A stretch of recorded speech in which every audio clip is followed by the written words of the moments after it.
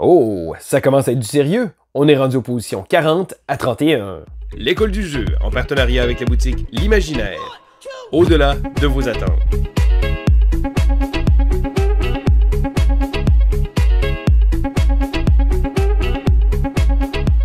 Bonjour amis de l'école du jeu, mon nom est Sylvain et on se retrouve aujourd'hui pour une autre partie de mon top 100. Alors si jamais vous ne le saviez pas, depuis plusieurs semaines, je suis en train de vous présenter mon top 100, donc mes 100 jeux favoris de tous les temps. C'est pas un procédé qui a été facile à faire, mais c'est un exercice que j'ai vraiment adoré faire et de pouvoir partager avec vous tous ces jeux que j'aime tellement. Je trouve vraiment ça génial. Alors tout ça a été rendu possible grâce à nos supporters sur Patreon. Alors si jamais ça vous tente de vouloir nous supporter financièrement, vous pouvez aller voir dans la description de la vidéo pour avoir un lien.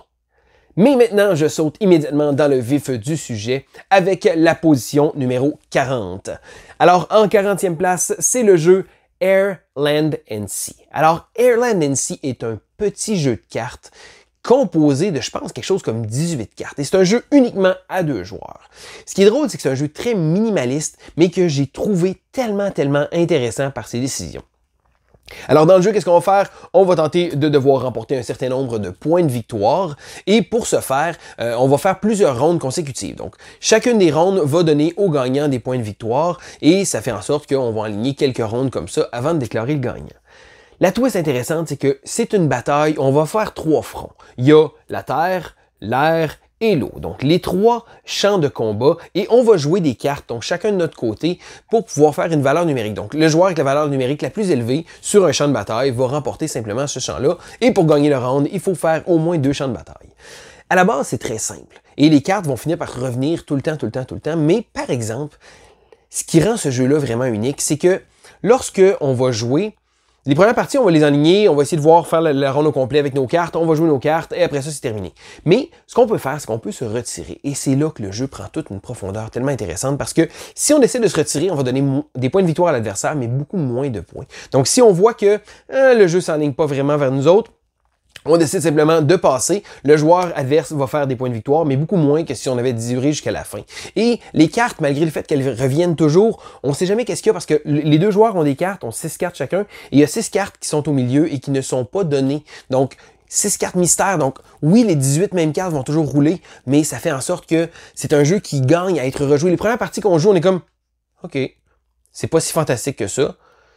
Puis après 3-4 parties, là, on déclic. Et là, oh wow, OK, un jeu rapide, un jeu punché, un jeu à 2 joueurs, une belle tension, c'est vraiment un jeu incroyable.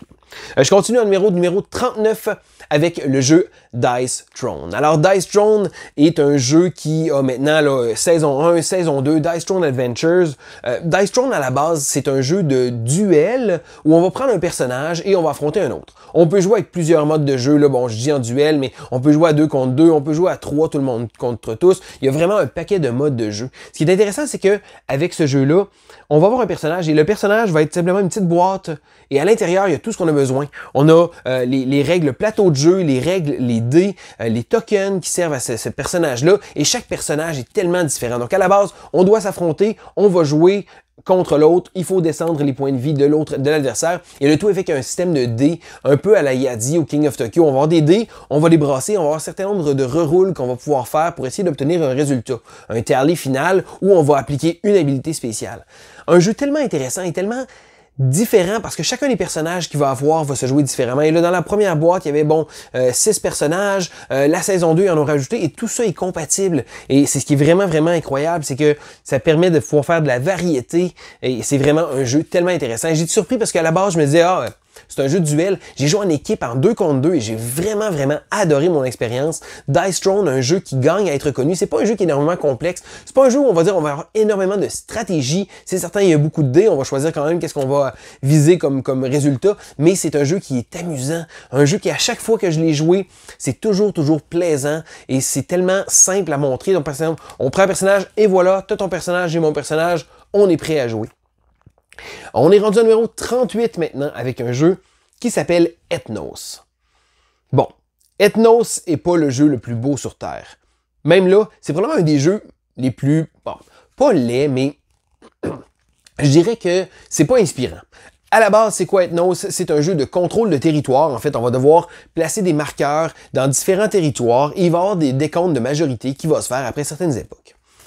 Ce qui est intéressant avec ce jeu-là, c'est la manière qu'on va placer nos petits marqueurs. Parce que le jeu vient avec différentes suites, différentes classes de personnages. Donc bon, il y a des halflings, il y a des nains, il y a des sirènes, il y a des fées, une extension, il y a des orques, il y a des géants, il y a un paquet de races comme ça. Et chacune des races va avoir une différente couleur qui va être associée. Et là, les différentes zones sur le plateau sont avec des couleurs. Et lorsque c'est notre tour, et c'est ce qui est intéressant avec ce jeu-là, le jeu se joue tellement rapidement. C'est un jeu qui est snappy, comme on dit en anglais. Nos tours durent quelques secondes à peine parce que qu'est-ce qu'on va faire à notre tour? Il va y avoir des cartes qui vont être disponibles pour tout le monde. On peut soit prendre des cartes ou soit jouer un warband, donc jouer une classe. Et là, le hic, c'est qu'on se dit, bon, on cumule des cartes, mais à un moment donné, on a une limite de cartes dans les mains et on va devoir jouer. Ce serait pas si pire, sauf que quand on va jouer une carte, que ce soit une gang de la même couleur ou de la même sorte, en tant que telle, bon, toutes des orques, toutes des gobelins, on va devoir jouer nos cartes, placer un marqueur de positionnement selon la couleur du leader, mais après ça, on va défausser toutes les autres cartes de notre main. On peut pas se construire une main, il faut vraiment y aller avec des décisions intéressantes. Et pire que ça, pire que de perdre notre main, les cartes de notre main qui n'auront pas servi à jouer ça vont être disponibles pour les autres joueurs pour pouvoir les prendre. Et là, le jeu est tellement rapide, le jeu, on pige des cartes, pige des cartes, pige des cartes, pige des cartes, pige des cartes. Mais on joue, parfait, place un marqueur, défausse notre main. Oh, les joueurs voient le restant de notre main, pige dans notre main. C'est vraiment un jeu génial. Ne vous arrêtez pas au look très terne, très moche, je dirais, de Ethnos. Sérieusement, c'est vraiment un excellent jeu. Je continue en numéro 37 avec le jeu Maximum Apocalypse. Alors Maximum Apocalypse, et là j'ai reçu la grosse boîte légendaire qu'il y a, mais à la base c'est un jeu coopératif qui est très intéressant parce que on va devoir se déplacer, et là c'est un jeu de survie et on va devoir affronter une apocalypse. Et là, c'est ça, Maximum Apocalypse. Il y a différents scénarios qui viennent dans la boîte. Et là, ça peut être des mutants, ça peut être des zombies, ça peut être des gros dinosaures, ça peut être des morts vivants. Vraiment, là, un paquet d'apocalypse. Et lorsqu'on va faire ça, il va y avoir différentes missions. Et là, on va devoir se promener sur une carte qui va se dévoiler au fur et à mesure. On va interagir avec différents endroits pour pouvoir aller chercher des objets, des choses comme ça. Des fois, il va falloir retrouver du carburant pour pouvoir le ramener au Jeep, pour pouvoir réussir à partir. Et chaque scénario est vraiment différent. La twist, ce qui est intéressant avec ce jeu-là, c'est que c'est un jeu qui est géré avec des cartes. Et là, les cartes, on va avoir des cartes qu'on va pouvoir jouer devant nous et on a des actions. Donc, il n'y a pas de dés. On ne brassera pas de dés pour faire des dégâts. Donc, si jamais j'ai un shotgun et j'ai des munitions, j'utilise une munition pour faire 3 de dégâts à une cible qui est à une zone moyenne, donc à une tuile de distance. Et vraiment, c'est vraiment orienté vers les actions très précises. On a un nombre d'actions qu'on peut faire, que ce soit se déplacer, utiliser une arme, utiliser un objet, des choses comme ça. Maximum Apocalypse se renouvelle avec, bon, il y a des extensions, il y a vraiment plus d'apocalypse, des choses comme ça, mais c'est un jeu qui, je trouve, est vraiment amusant. J'ai joué beaucoup en solo, j'ai joué aussi avec plusieurs joueurs et je pense qu'à chaque fois, les parties sont très amusantes. Un jeu qui gagne à être découvert. Je continue en numéro 36 avec le jeu Res Arcana. Alors, Res Arcana est un jeu d'un designer que j'adore, Tom Lehman. Et Tom Lehman a également fait un jeu qui va se retrouver vraiment plus haut dans ma liste, qui s'appelle Race for the Galaxy. Et oui, c'est un spoiler, Race for the Galaxy se trouve quelque part un peu plus haut dans la liste. Mais Res Arcana, lorsque j'ai vu le jeu du même designer, j'ai tout de suite été intéressé. Ce qui a été drôle avec ce jeu-là, c'est que ma première partie a été ordinaire. Et là, habituellement, bon, je me serais probablement rejoué une autre partie ou deux, mais après ça, bon, ok. J'ai vraiment laissé plusieurs chances à ce jeu-là, de par le pedigree de son designer, et je suis très heureux de l'avoir fait. La preuve, il se retrouve en numéro 36. Donc, dans Res Arcana, ce qui est intéressant avec le jeu, c'est que le jeu est fait en 2 temps. La première partie du jeu va être un draft qu'on va faire avec différents objets. Et là, ça, je disais, les premières parties que j'ai joué avec des decks préconstruits parce qu'on a 8 cartes qui vont constituer notre deck et qu'on va pouvoir jouer pour pouvoir générer des effets et se trouver son moteur. Et là, vous le savez, si jamais vous connaissez le engine building, conversion de ressources, gestion comme ça, c'est le genre de choses que j'aime beaucoup. Et ces 8 cartes-là vont faire en sorte de nous construire un engine pour pouvoir essayer de générer des ressources et obtenir différentes localisations, donc générer plus de ressources pour pouvoir aller chercher ces endroits-là. Les premières parties sont faites, puis c'est comme, bon, ok, il manque de quoi? Et c'est lorsqu'on découvre le draft, et là, on peut pas le découvrir au début parce qu'on connaît pas les cartes nécessairement, les premières parties, mais lorsqu'on découvre le draft, et bien là, c'est là que le jeu prend toute une dimension secondaire, une dimension haute, parce que au départ, on va drafter pour les 8 cartes qui vont être notre partie. Et là, on espère avoir des cartes qui vont avoir une bonne synergie entre eux autres, parce qu'éventuellement, bon, on va les pige tranquillement, mais tu sais, on finit par pratiquement tout jouer les cartes de notre deck. Mais ça fait en sorte que on va découvrir notre moteur et on va essayer d'exploiter notre moteur. C'est un jeu qui gagne à être rejoué. Et si jamais vous avez seulement joué une partie et vous l'avez trouvé plutôt ordinaire, je vous invite à redonner une autre chance à ce jeu-là, parce que comme je vous dis, lorsqu'on comprend un peu les cartes, on comprend les différentes choses qu'on peut faire et qu'on saisit le jeu, à ce moment-là, on peut décoller un peu sur le draft lorsqu'on a déjà vu un peu quelques cartes passer. Et là, avec le draft, le jeu prend une dimension tout autre. Un excellent jeu, Res Arcana. On est rendu au numéro 35 avec un jeu qui a descendu dans ma liste un peu, mais c'est pas parce que c'est vraiment un mauvais jeu, c'est parce que je pense que j'ai découvert trop de nouveaux jeux par la suite. C'est le jeu Tzolk'in de Mayan Calendar. Alors, le calendrier Maya Tzolk'in. Tzolk'in est un placement d'ouvriers fait par les designers italiens qui ont éventuellement explosé sur la scène à produire beaucoup de jeux. Teotihuacan, Coimbra, Tekhenu, Tawa-Tewan-Tintu, quelque chose comme ça. Il y a vraiment beaucoup de jeux qui ont été faits par Lorenzo aussi, c'est vrai. Vraiment explosé. C'est comme je dis, bon, les Italiens, c'est parce qu'il y a quelques designers qui se retrouvent des fois dans, bon, 2 designers dans un jeu, un autre dans là. Il y a vraiment une équipe très forte qui font des jeux qui sont très populaires. Tzolk'in, pour ma part, je l'aime beaucoup à cause que c'est un placement d'ouvriers avec une twist très intéressante, parce que quand c'est notre tour, on va pouvoir placer des ouvriers ou les enlever.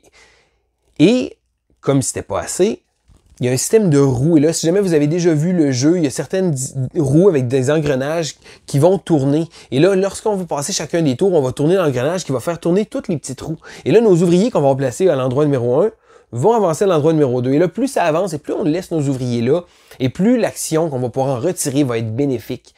La twist, c'est qu'on ne peut pas simplement placer nos ouvriers et attendre qu'ils arrivent vers l'action désirée. On va devoir toujours placer ou enlever. Donc, on ne peut pas rien faire. Et là, le jeu de gestion de ressources, un jeu avec, bon, il y a différentes zones, différents temples qu'on peut aller. C'est vraiment un jeu très intéressant, un jeu que ça fait longtemps que j'ai joué, mais que j'ai vraiment beaucoup aimé. Il y a une extension aussi des prophéties qui rajoute encore une petite couche de par-dessus. Sérieusement, Tzolk'in est vraiment un jeu absolument génial, un placement d'ouvriers très original, et même en regardant ma liste, là, je suis le numéro 35, ça me déçoit un peu qu'il soit rendu aussi bas. On s'entend, 35, c'est quand même très haut. C'est juste qu'il y a énormément de jeux qui devaient faire la liste et ça se bousculait. Tzolk'in, un excellent jeu. Je continue au numéro 34 avec un jeu qui, dans mes débuts, a été dans mon top 10. Bon, quand même numéro 34, c'est quand même pas si pire. C'est le jeu Legendary Marvel. Bon, vous le savez, Legendary Marvel, Sylvain, il aime beaucoup les super-héros, mais je pense que c'est un des premiers jeux coopératifs que j'ai vraiment aimé. Parce que oui, j'avais joué à Pandémie, mais j'ai jamais été un gros fan de Pandémie. Tandis que Legendary Marvel prenait le concept des super-héros que j'aimais, jeu coopératif, et j'ai vraiment joué beaucoup à ce jeu-là. Et là, je dis Legendary Marvel, mais j'ai inclus tous les Legendary. Et oui, hein, que voulez-vous, je fais souvent ça, de prendre différentes affaires et de les mettre dans une seule entrée. Le concept Legendary est vraiment génial, parce que c'est venu se travailler après avec Legendary Encounters. Il y a eu la version Alien, il y a eu la version Predator, et là, ça a déboulé, il y en a pour tous les goûts, il y en a vraiment à toutes les sauces qui sont sorties, mais j'aime vraiment ce concept-là. C'est très facile, on prend plusieurs decks, on les mélange ensemble, on a nos cartes de joueurs, on affronte un méchant. Le jeu, bon, Legendary Marvel se veut être semi-coopératif parce qu'il y a une façon de faire des points. On s'entend, j'ai jamais calculé les points à ce jeu-là, c'est un jeu complètement coop. Il y a également la version Legendary Villains qui est sortie où on contrôlait cette fois-ci les vilains. Là, ça joue un petit peu plus du coude avec les autres joueurs, mais le concept en tant que tel de Legendary est tellement efficace et ça fait longtemps que ça existe. Ça fait plusieurs extensions et les extensions, j'ai pas toutes les extensions de ce jeu-là, loin de là, mais le jeu se renouvelle en ayant des petites choses qui se rajoutent et là, différentes extensions comme ça, beaucoup de rejouabilité. C'est un jeu qui va rester à tout jamais dans ma collection, même s'il sort un petit peu moins qu'avant, et c'est un jeu que j'aime beaucoup. On est maintenant rendu en numéro 33. C'est le jeu Stockpile. Stockpile a quelque chose de tellement attirant pour moi. Bon, j'aime beaucoup les jeux économiques, j'aime beaucoup les jeux de spéculation, acheter bas, vendre haut, des choses comme ça, mais Stockpile prend ce qui est utilisé souvent pour des jeux économiques très lourds et le rend très accessible. C'est vraiment un jeu, c'est un jeu de tremplin, un jeu de gateway qu'on appelle. Donc c'est très facile à montrer. C'est certain, bon, je le montrerai peut-être pas à quelqu'un qui a jamais joué à autre chose que Monopoly, mais lorsqu'on comprend un peu les différents concepts ludiques, Stockpile est un jeu qui est facile à montrer et qui a tellement des décisions intéressantes parce que qu'est-ce qu'on va faire? On va devoir gérer des actions de différentes compagnies, donc des stocks. Et là, on va acheter des stocks de différentes compagnies. On va essayer de les acheter avec un système, bon, je dis acheter bas et vendre haut. Il va y avoir un système d'enchères qui va être faite. Il y a des petites calculatrices avec différentes cartes qu'on va placer.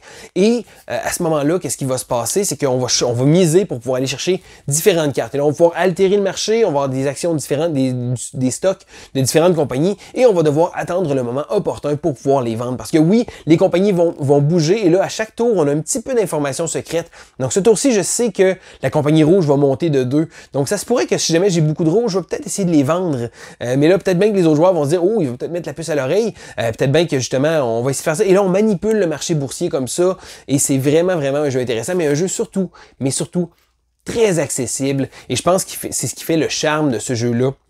Il y a plusieurs petits modules qui viennent aider le jeu, des extensions. Il y en a une qui vient avec des dés, bon, qui change un peu le forecast, donc les prédictions boursières qu'il va avoir. C'est un thème que j'adore et c'est un jeu qui est tellement accessible et facile à jouer. Ça fait en sorte que ce jeu-là est parfait. C'est un jeu en convention, les jeux, on peut jouer avec 5 joueurs. C'est très rapide. Les parties sont vraiment, vraiment amusantes. Et c'est un jeu que j'aime énormément. On est rendu au numéro 32 avec un jeu qui ça fait pas très longtemps que j'ai joué. C'est un jeu que j'ai découvert, je pense, au courant de l'an dernier. C'est Undaunted. Bon, il y a la version Normandy, mais il y a également maintenant la version North Africa. Alors, Undaunted est un deck builder qui a été designé par le même duo qui a fait le jeu War Chest. C'est deux jeux qui partagent beaucoup du même ADN, mais qui sont quand même assez différents. Donc, dans Undaunted, qu'est-ce qu'on va faire? C'est que un côté va avoir, bon, pour la version Normandy, un côté va jouer les Américains, un côté va jouer les Allemands. C'est un jeu qu'on peut regarder, puis vite, quand on le voit sur ça, on voit des tuiles, on voit différents de jetons, là, si on veut, avec les différentes unités, et on a l'impression d'un petit wargame. Et c'est vraiment un wargame / deck builder parce que le jeu, à la base, est vraiment orienté vers le deck building parce que on va avoir des cartes et là, lorsqu'on va jouer les cartes, on va pouvoir activer notre unité. Et là, l'unité qu'on va activer va pouvoir faire différentes actions qui vont être listées. Et je trouve que le jeu est tellement intéressant parce que le jeu est asymétrique. Le jeu vient des scénarios très précis. Et là, chaque joueur a différents decks, donc des decks différents, différentes unités qui vont faire différentes choses, différentes conditions de victoire. Et là, avec les cartes qu'on va devoir jouer, on va activer nos unités comme ça. On va tenter de devoir les déplacer sur le terrain. Il y a vraiment un côté tactique très intéressant. Il y a un petit peu de hasard avec le dé d'attaque parce que oui, on va lancer un dé. Donc, c'est un des 10. On va voir si on va toucher l'adversaire. C'est un dé-là qui peut être très frustrant pour un jeu pour lequel on a beaucoup de contrôle par le deck building, mais que lorsqu'on va attaquer, mais moi, pour ma part, je pense que j'aime ça. Ça rajoute une petite dose de quelque chose qui n'est pas prévisible, donc d'incertitude. On ne saura pas exactement si on va assurément vaincre l'autre. On a beaucoup de chance, ça se peut qu'on tire le dé et que ça marche pas, mais je pense que ça fait partie du charme du jeu. Un jeu très intelligent, très amusant, très différent. Chaque partie va être différente parce que les scénarios sont vraiment, vraiment asymétriques. Et là, il y a la version Normandy qui est peut-être un petit peu plus simple. Et la version North Africa qui rajoute encore là une nouvelle campagne en tant que telle de scénario. Et là, il va y avoir cet été, je crois, Reinforcements, donc une extension qui va venir bonifier les deux jeux. Donc j'ai très très hâte de jeter un œil à ça. On est maintenant rendu en numéro 31. Et là, petit bémol, je vous avais dit au début de ma vidéo, lorsque j'avais fait mon processus, que j'avais triché un peu et que j'avais mélangé, bon, des jeux en bloc ensemble. Bon, par exemple, Legendary, je parlais de Legendary Marvel, mais j'englobais un peu tous les Legendary. Cette fois-ci, je me permets le plus grand écart parce que ma position numéro 31 est en fait 7 jeux différents et c'est la série GIPF. Oui, les jeux avec un nom qui n'a aucun sens. Alors que ce soit Tsar, Linked, Devon, GIPF, Punkt ou Zertz, tous des jeux avec des noms bizarres et lorsqu'on les regarde, c'est des jeux qui se ressemblent visuellement. On a un plateau presque similaire, on a des pièces presque similaires, mais c'est tous des jeux qui sont complètement différents. Et là, je peux même pas vous expliquer les différences parce que Un peu comme les échecs, c'est des jeux asymétriques, en fait des jeux abstraits, pardon, à 2 joueurs. Et là, on va devoir tenter de vaincre l'adversaire. C'est tellement une série de jeux incroyable. Et là, je pense que c'est cette série de jeux-là qui m'a fait redécouvrir le monde des jeux abstraits. Et c'est mon ami Mathieu qui m'avait montré ces jeux-là. Et après ça, je suis tombé en amour au début avec Yinch. Donc Yinch a été le premier. Je fais oh ok parfait c'est bon. Ensuite Devon, Tsar, donc tous des jeux qui sont tellement différents et qui gagnent à être joués. Bon c'est certain, si jamais vous aimez pas les échecs ou ce genre de jeu là, c'est probablement pas le genre de jeu pour vous. Si jamais vous aimez les jeux avec des miniatures puis du visuel à tout casser, ça ressemble à pas grand-chose. Un peu comme un jeu de dames, là, on voit des pièces, puis c'est très... Mais le matériel est de très bonne qualité. Les jeux sont tous différents, mais tellement intéressants. Je pense d'ailleurs éventuellement faire un top 6 de mes jeux GIF favoris. Mais si j'avais à vous dire mes 2 favoris, là, malgré tout, qui se retrouvent dans le haut de cette 31e place, qui se trouve à être très chargée, hein, parce qu'il y a beaucoup de jeux, je pense que Devon et Yinch sont probablement mes 2 favoris de cette série-là, mais ce sont tous des jeux tellement différents et tellement agréables qui se regroupent pour faire une très grosse position numéro 31. Et voilà! C'est ce qui clôt cette section de mon top 100. Alors, très prochainement, Vincent va commencer également son top 100. Donc, c'est fini d'avoir le beau projecteur sur moi. Je vais le partager avec lui. J'ai très hâte de voir ses choix aussi parce que Vincent et moi, on a tellement des choix, des goûts différents et j'ai vraiment hâte de voir sa liste. Mais je veux savoir, vous, qu'est-ce que vous avez pensé des jeux que je vous ai parlé? Est-ce que ce sont des jeux que vous avez joués, que vous avez apprécié? Faites-moi en part dans les commentaires parce que j'aime énormément ça, pouvoir interagir avec vous. Sérieusement, c'est vraiment plaisant de voir, si on veut, le trafic qu'il peut avoir, donc les interactions, les gens qui vont venir poser des questions. On essaie de répondre à tous les commentaires. Je trouve ça vraiment, vraiment agréable de pouvoir discuter avec vous de mon top parce que oui, c'est le fun de pouvoir vous partager ces jeux-là, mais j'aime ça savoir également quel est votre avis de ces jeux-là. Alors, c'était Sylvain pour l'école du jeu et on se dit à la prochaine!